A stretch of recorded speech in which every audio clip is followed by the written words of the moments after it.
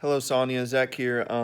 Before I comment on your video, um, I will kind of touch on where you commented on my video as well about how that we had a class together last summer and everything that you thought. And yeah, we did, and I really enjoy getting to listen to you and hear your videos for this class as well. I was always interested in what you had to say in our previous class.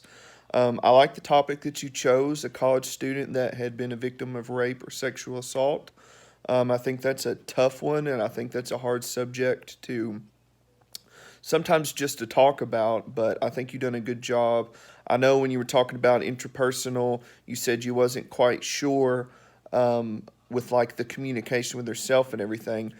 I would like to touch on that personally, as you heard me say in my comment about um, the ways in which the three systems can affect someone who's an addict or the family member of an addict as well. I think it can kind of be a similar interaction with someone who's a victim of sexual assault as well as that being the way they communicate with themselves and their perception.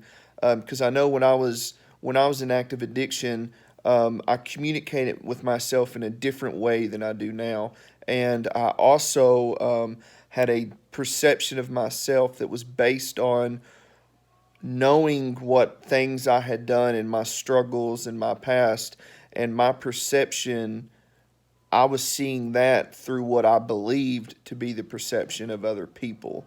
And I think oftentimes victims of sexual assault and rape sometimes perceive themselves differently than they would have or than they did before, because they may have issues with embarrassment or survivor's guilt or things that may, most people would say, you know, that's crazy. You don't think like that. It's a real struggle.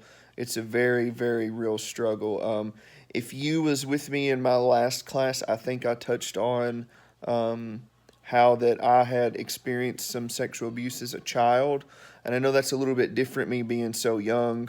But even years later, and now sometimes I struggle with personal perceptions, survivor's guilt, and some things where I feel responsible or I feel that people perceive me in a certain way, that know what happened to me, that in fact they probably don't. But great job on your post this week. That's a great subject to talk about, and I look forward to hearing from you more. Thanks.